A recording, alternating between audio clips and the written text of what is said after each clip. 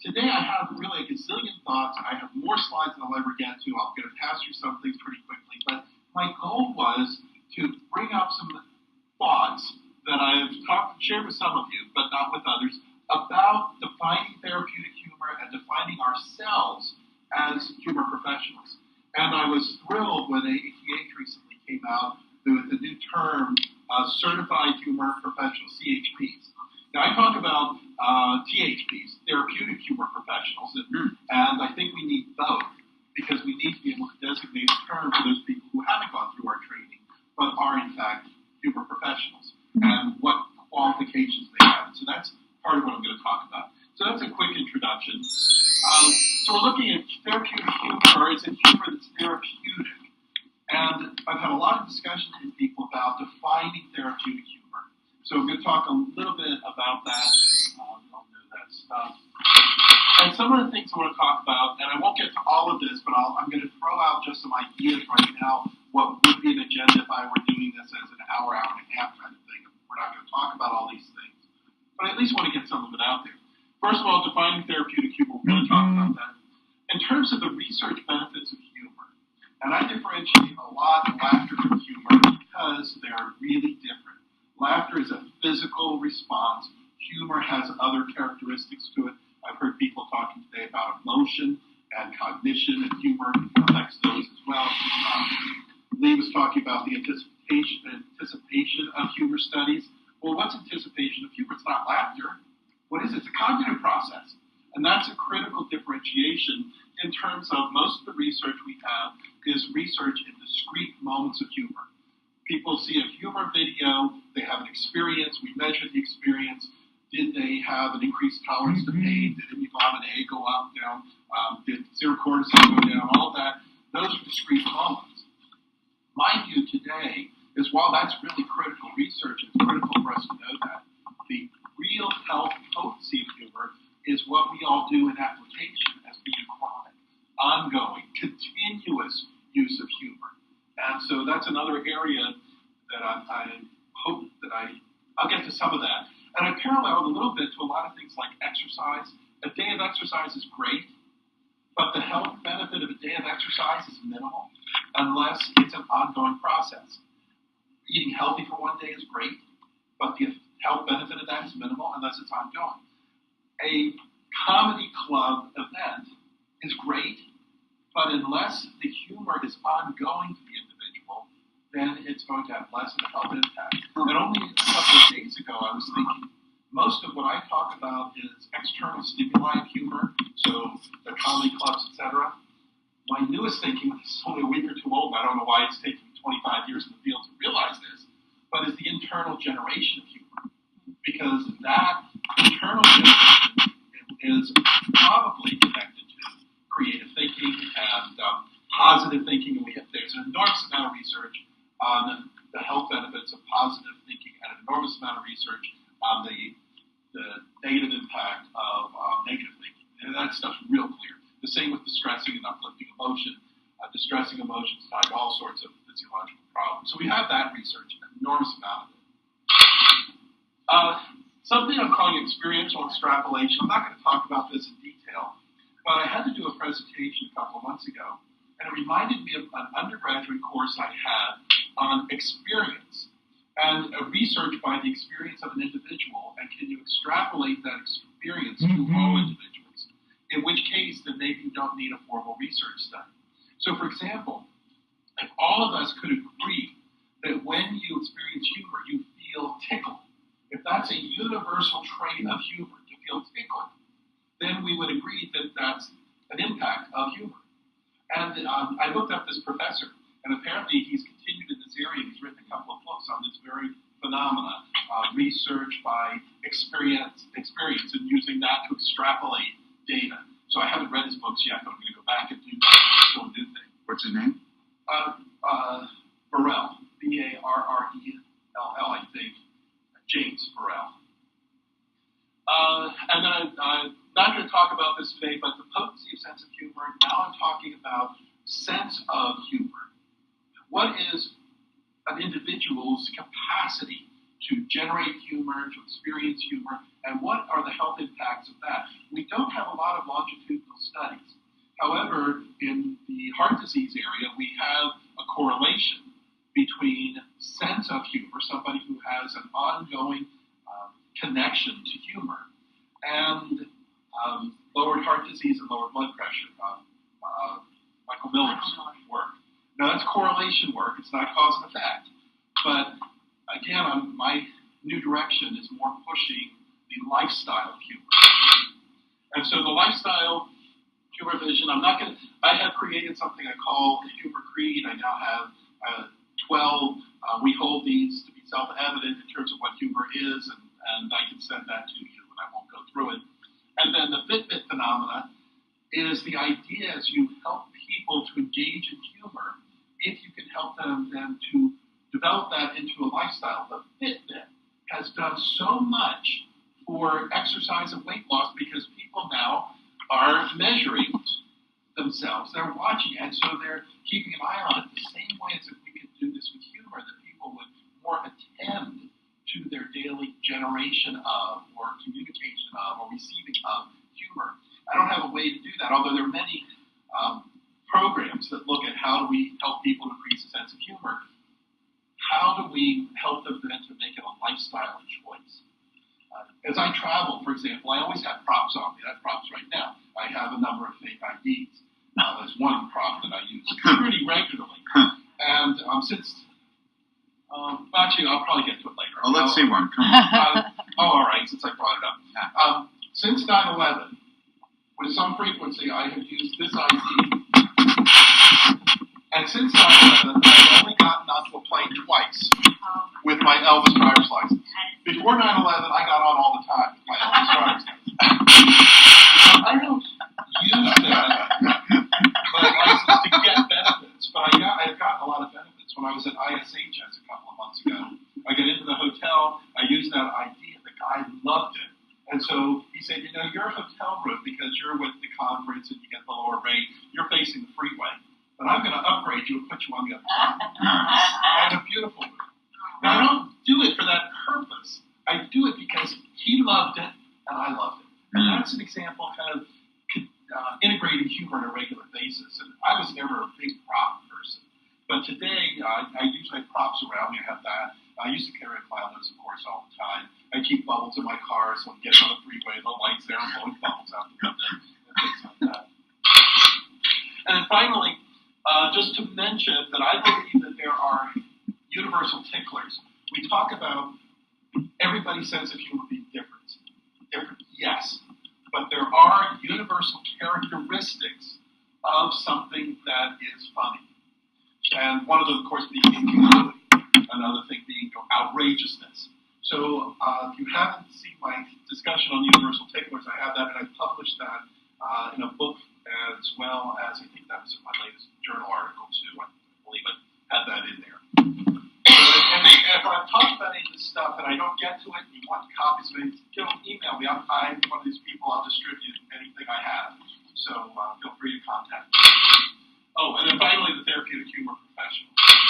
Okay, so what are we talking about when we talk about therapeutic humor? A process versus outcome definition.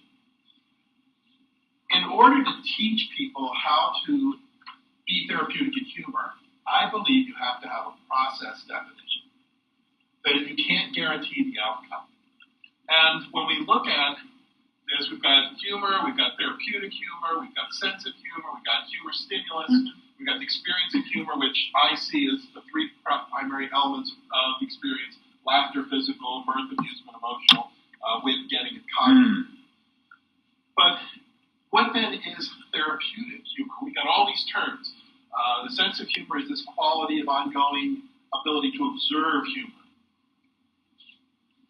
Therapeutic humor, according to AATH, and I was on the committee, and I think you were too, when we came up with this definition. And from the very beginning, I supported the definition, but something felt wrong. And I finally, 10, 15 years later, I figured out what was wrong for me. The AATH definition says, any intervention that promotes health and wellness by stimulating playful discovery, expression, or appreciation of the absurdity of life's incongruities, that's fine. This intervention to enhance health to be used as complementary treatment of illness to facilitate healing or coping with their physical, cognitive,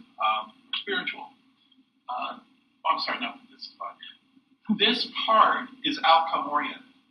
It's looking at therapeutic humor is therapeutic humor when it has a therapeutic impact. And good. Any intervention.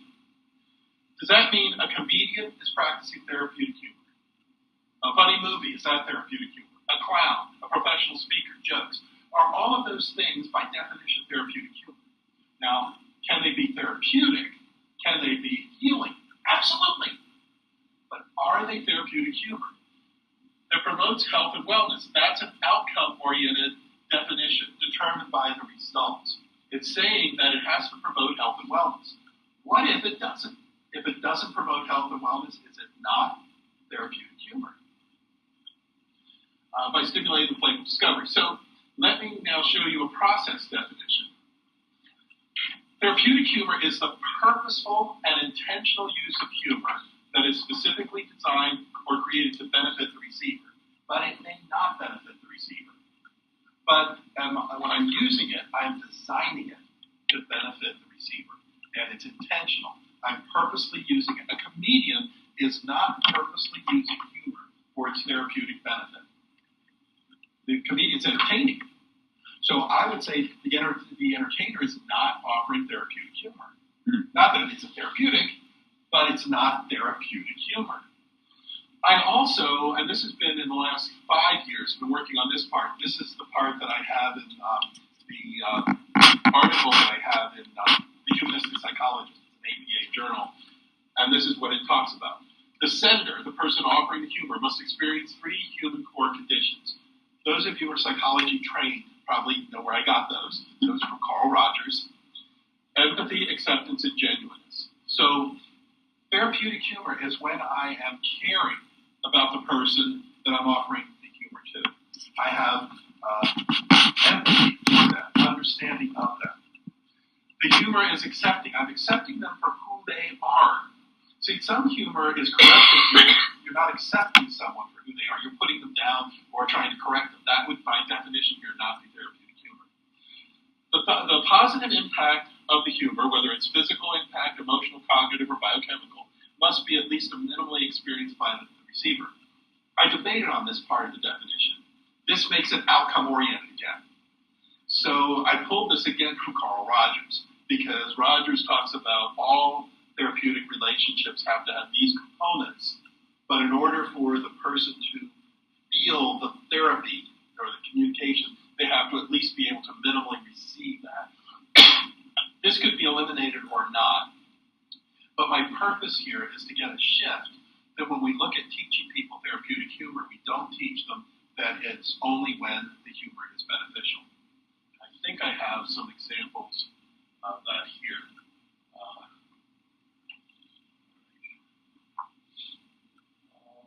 Yeah, I think this is going to come up. So notice in the definition, the humor itself does not necessarily have to have a therapeutic impact. It's the skill of the sender, the skill of the person with the humor, the intent, the purpose, and those personal qualities that, in my eyes, determine that it's therapeutic humor. Therapeutic humor, while intended to be therapeutic, may not have the therapeutic impact. The same principle applies to other professionals. A doctor is practicing medicine even when the treatment fails. A lawyer is practicing law even when there's a case.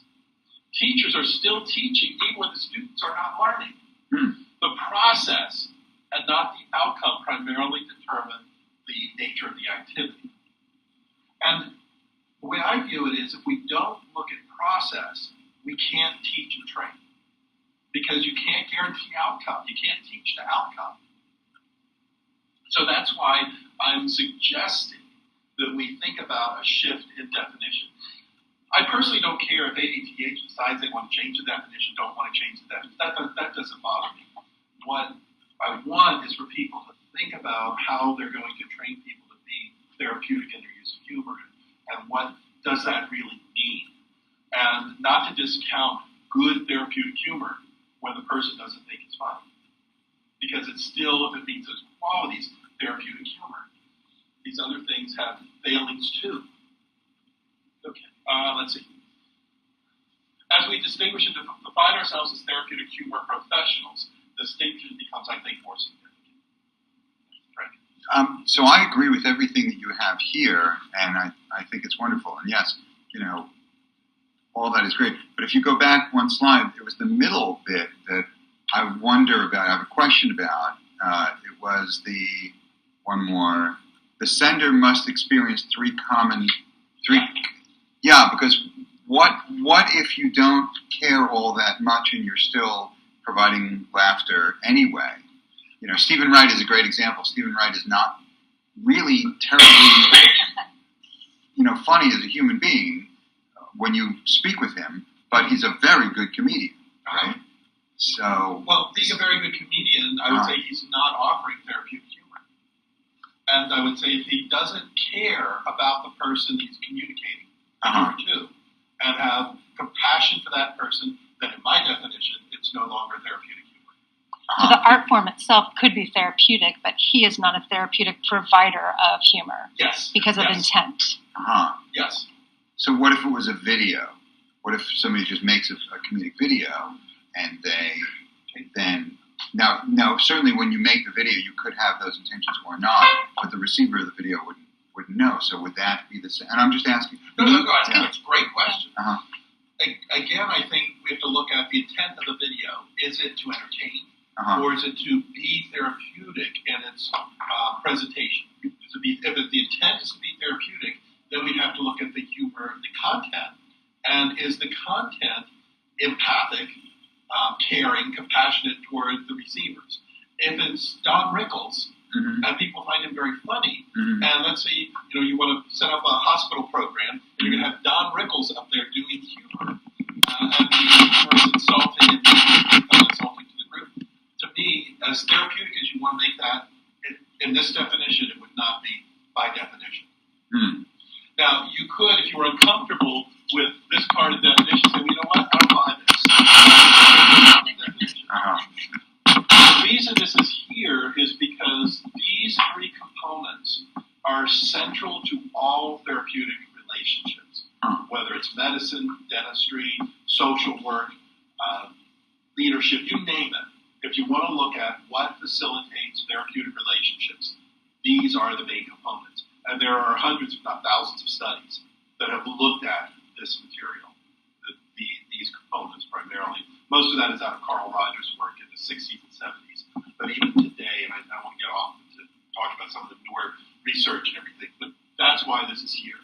Because my argument is to offer therapeutic humor, you must have a position of caring and compassion and sincerity.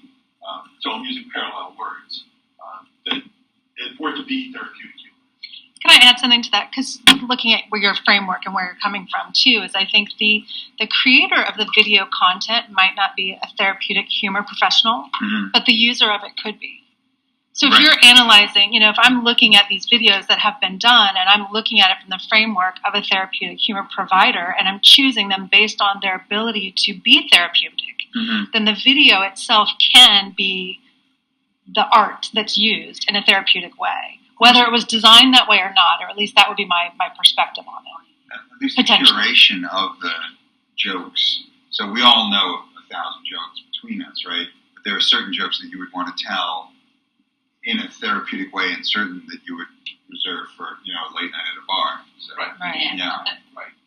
And like with cancer, there are a lot of jokes that are really funny to cancer patients, but not when they've just received diagnosis of cancer, or not when they've just come out of surgery. Right. So in your hospital videos, there are things that you can find that people do around cancer that are absolutely hilarious, but only for patients who had cancer treatment maybe 6 months earlier. Because over time they shift. Like the old thing about one of the benefits of having cancer or going through chemotherapy is you don't have to pay for haircuts anymore. And that's a common joke, but that's a joke among people who have been in chemo and been there maybe for 6 months, but not when they first started chemo. Right. And there's a whole, and I wrote a real short article talking about that particular issue of people in crisis and when it's appropriate to experience humor when someone's in crisis. So there are those nuances. Which is part of teaching therapeutic humor, then is teaching timing. Right. That's exactly right. And that's part of what I'm pushing here is looking more at teaching therapeutic humor as we do like in the Humor Academy. Can we talk about that?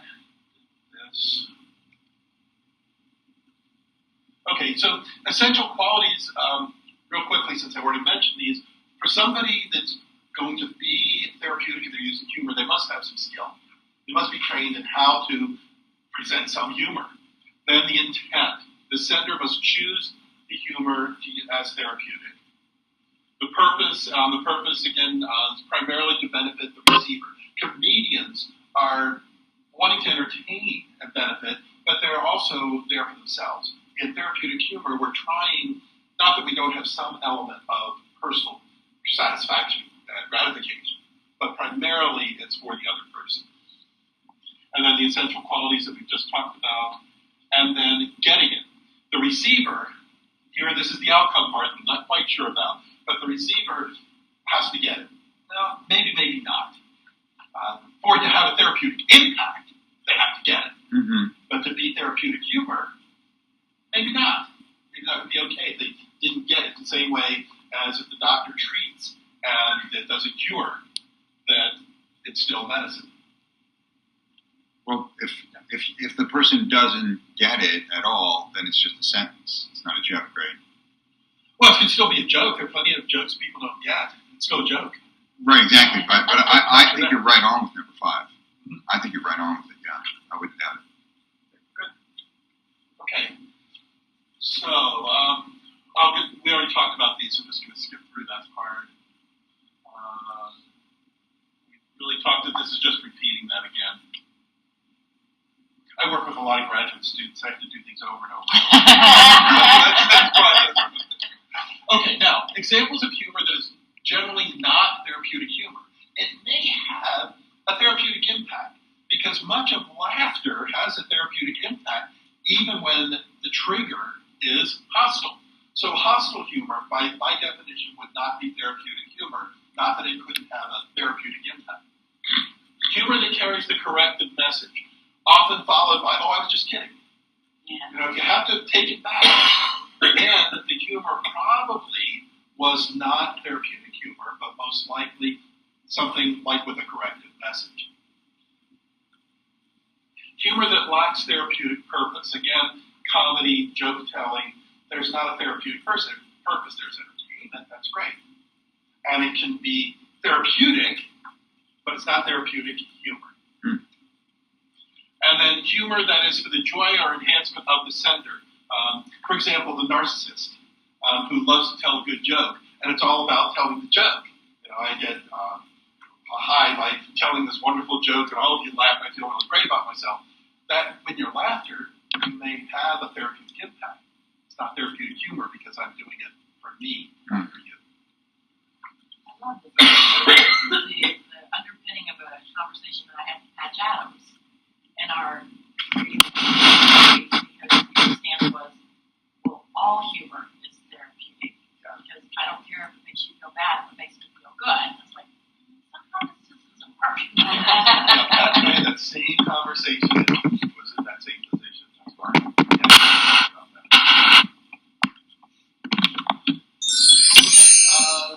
I talked a little bit about that already. Okay, Yeah, there's a fairy. I want the fairy to appear like that magic wand. I'll work on that. So, in terms of the research, most of our research, our empirical research, examines these discrete moments that I was talking about. And that's really a powerful basis for us. But again, I'm suggesting that, and the other part being that in the 20-minute video research, usually we focus on biochemical changes and not as much on cognitive and emotional ones. And the power of humor to shift cognition and emotion is very important. And again, it's very important because humor can shift negative thinking, and humor can shift distressing emotion. We know negative thinking leads to dis-ease, and distressing emotion leads to dis-ease. Anger is one of the most highly toxic emotions in terms of heart disease. And depression is associated with heart disease, anxiety. I have a client comes in to see me, and they say that they have IBS, irritable bowel syndrome. I immediately assume that they have anxiety, and there's a very, very strong correlation between the two, and I think it's cause and effect. Anxiety leads to gastrointestinal issues.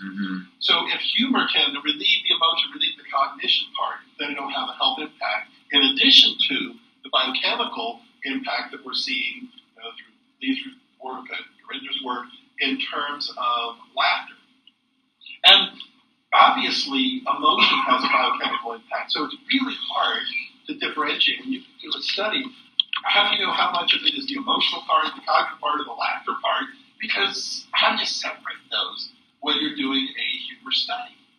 So we don't know how much is cognitive or emotional, but what we do know is that there are people who will experience humor and not laugh and have an emotional uplift from humor or a cognitive shift. Now, maybe someday we'll be able to measure that and see if that has any impact biochemically. I mean, obviously something's going on biochemically that does have a positive biochemical impact. We're not sure. So, this I got out of Lee's lab. I mean, it's so funny for those of you who have been to an ISHS meeting, that AATH, we respect the research, but we're the applied people. At ISHS, they're the researchers. And they're just for the most part not funny. You know what ISHS is? No. International Society for Humor Studies. It is the academicians that study humor in all aspects, humor in politics, humor in language, humor in wellness and health and all that. But it's the most bland organization. And if you go to AATH, it is a lot of energy and zest. But ISH is pretty flat. Now, it's a good organization. I'm not criticizing the organization. It's just not a funny organization. Okay, just a quick reminder. This is the model that I came up with in the late 1980s for humor. Humor stimulate an emotional part, a laughter part, and a wit part. So we've got mirth, laughter, and wit are the terms I use for the emotional, physical, cognitive, all of which have a biochemical impact. Again, where we've measured it has been in the physical with laughter. The other two are much more difficult, I think, to isolate and research. And this model, again, I've published in the chapter in the book Play Therapy with Adults, as well as my most recent article that I alluded to earlier. When I keep talking about my most recent article, I am not a scientist. I'm a scientist, but I don't do publishing much. But I decided when I graduated graduate school, about every 15 years I'd publish an article. So I have now published 3 articles. So where's the key? I'm going to skip most of this. But the idea I talked about at the very beginning, the Fitbit phenomena, raising the sense of humor at a societal level, as Fitbit has raised the consciousness of movement at a societal level. You know, I know people who go to a parking lot. I always park as close as I can. And I know people now who will park as far away as they can so they can get in those extra steps. And that is amazing, the health impact that Fitbit is having that way. It's just phenomenal. So sense of humor, the number 1 survival skill. For Brer Rabbit, a famous philosopher, everybody's got a laughing place. Trouble is most folks won't take the time to look for it. They sometimes don't look for it. I do want to get into the therapeutic humor professional. That's coming up. But I wanted to give you a little bit of fun before we get there. So developing the comic vision.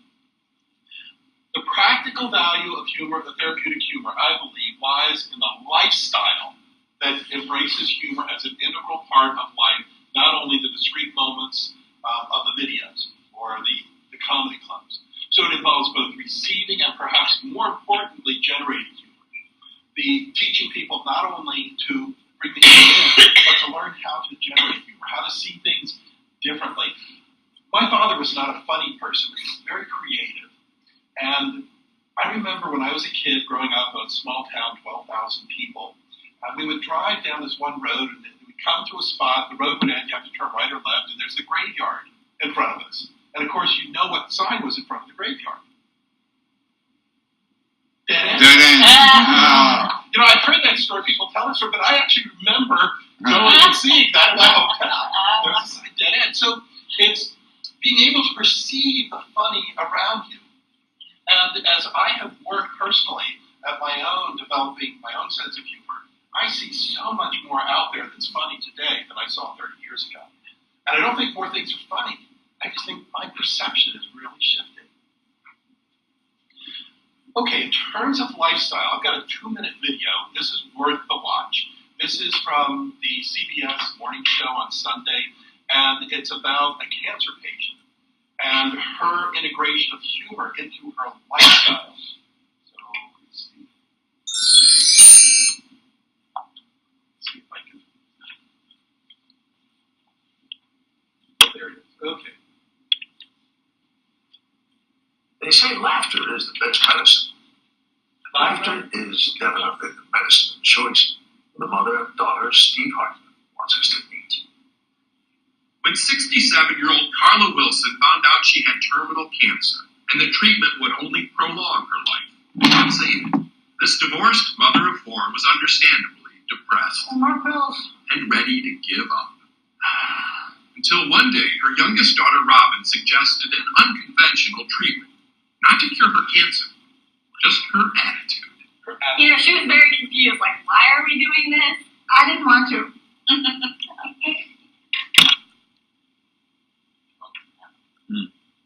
And neither does somebody. That didn't happen before. The number one killer of timing is low bandwidth. Yeah.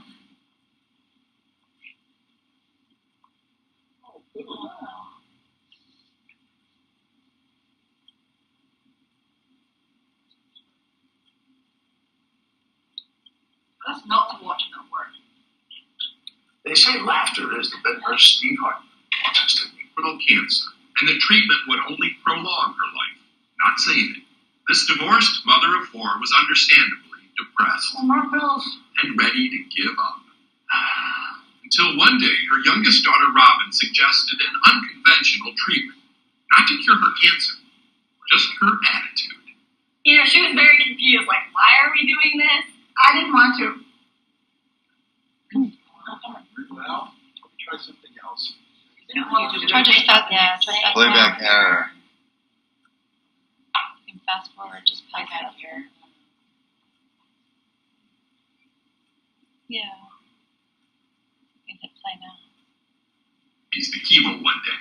And that started the ball rolling. We started making it fun. Chemo? Yes. You made chemo fun. Yes. After the note, This worked fine last night.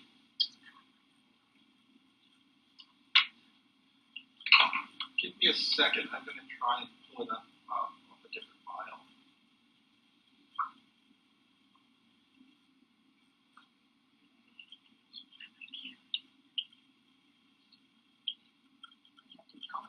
Second row, second one in. Laughter. Oh, there's this one. Okay, let's see that.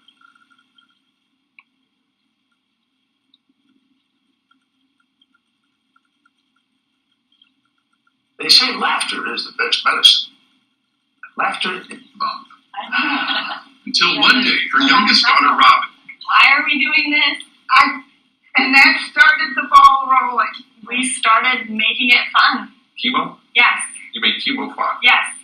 After the noses, every time they came here to the Cancer Center in lovely Colorado, Robin convinced her mom to wear a different costume. From tie-dyes to tutus. From bumbling workmen to bumbling bees. What do you think? On this day, they went as Alice and the Mad Hatter. Hi. How's everybody doing? They always bring little gifts for the nurses and other patients. And they say this cheerfulness has had a profound effect on Carla's attitude. Yeah. It was like a switch. The mood changed. The mood changed dramatically. What started with the costumes has now spread to all aspects of their lives. A phenomenon they have dubbed Operation Choose Joy. We couldn't stop it, and we couldn't contain it.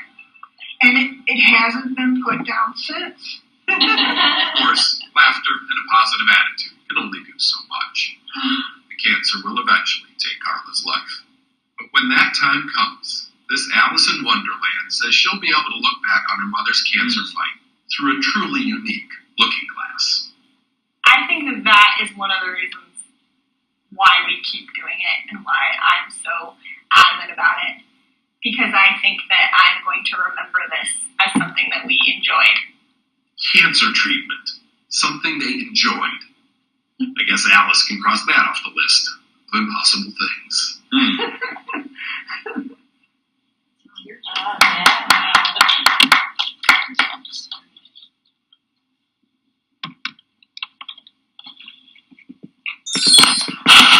Okay, so an amazing video where she's transformed not only using laughter, but they talk about the shift in emotion, the shift in attitude, cognition. So it's a lifestyle shift. Yeah. Okay, I'm going to run through these quickly. These are just some visuals that you could add in for lifestyle shift.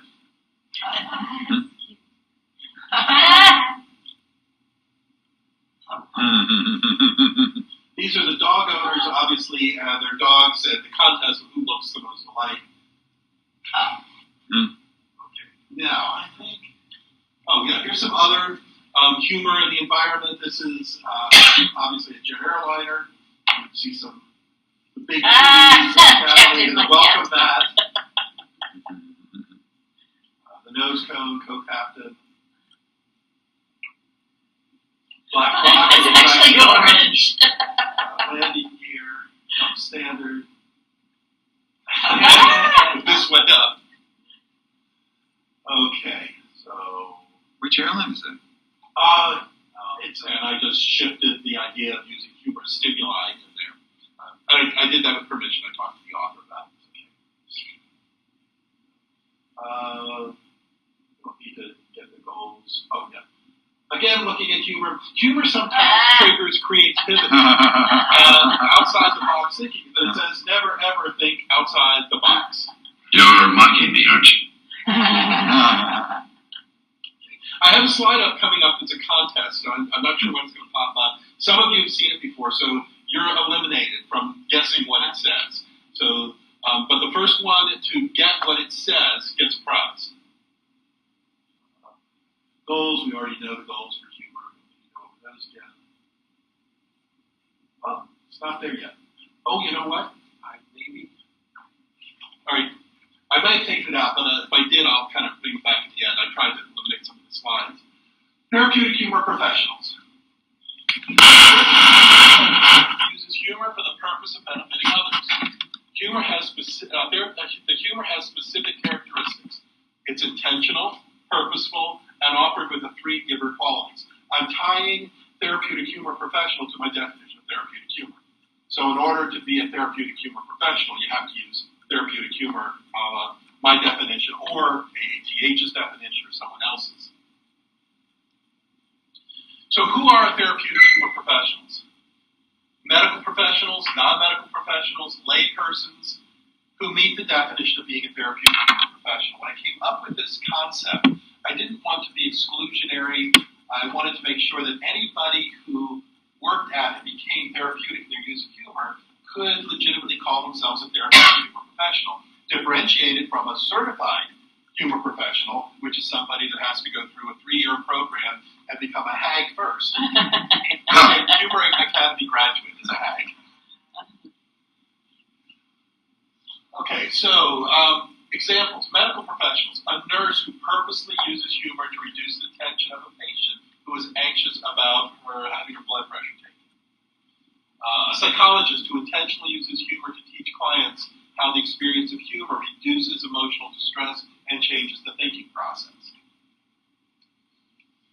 Non-medical professionals. A teacher who purposely uses humor in the classroom to build rapport and a relationship with students. So it doesn't even have to be about, oh, you're going to have this health impact, but building rapport is a legitimate use of therapeutic humor. A clown who purposely clowns with a child to reduce the stress and tension associated with having surgery. Let me talk about this one briefly. At ISHS, I met AATH Citron. I don't know if any of you know him. Dr. Citron, yeah. Yeah, and he is in Israel and teaches caring clowns. They work with the caring doctors. The The doctors who go around and do funny stuff with their patients now. You guys don't know this. Patty knew it immediately when he mentioned it. Anyway, so I've been in contact with him, and he tells me that Chalk Hospital of Orange County now is hiring therapeutic clowns. And the country of Argentina, in Buenos Aires is Argentina, right? Mm-hmm. In the Buenos Aires catchment, hospitals are required to have a therapeutic clown. There is not as much of a movement in the U.S., but it's coming with having therapeutic clowns in hospital settings. Now, we all know people who've gone into hospitals and done therapeutic clowning of one sort or another. These are people who are really getting highly trained. About a month ago, I met with a man from USC who is the head of the program at USC. It's going to be a certificate program in therapeutic clowning. And that he's working on it's probably going to be up within a year.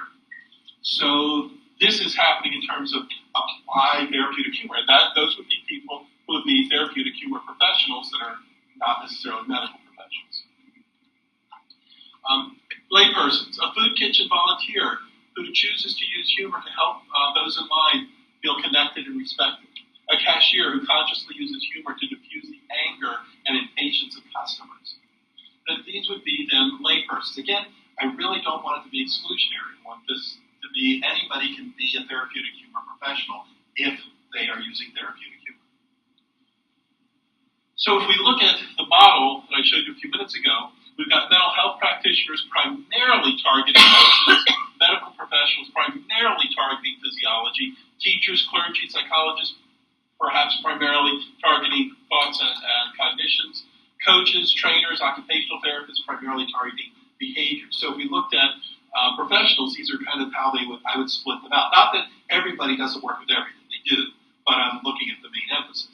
But then, everybody fits in potentially being a therapeutic humor professional. You could use therapeutic humor to impact emotions, to impact behaviors, to impact physiology, to impact cognitions.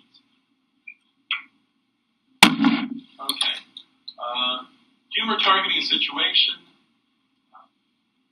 Yeah. It's seniors' night and Catherine's high there. Come here often.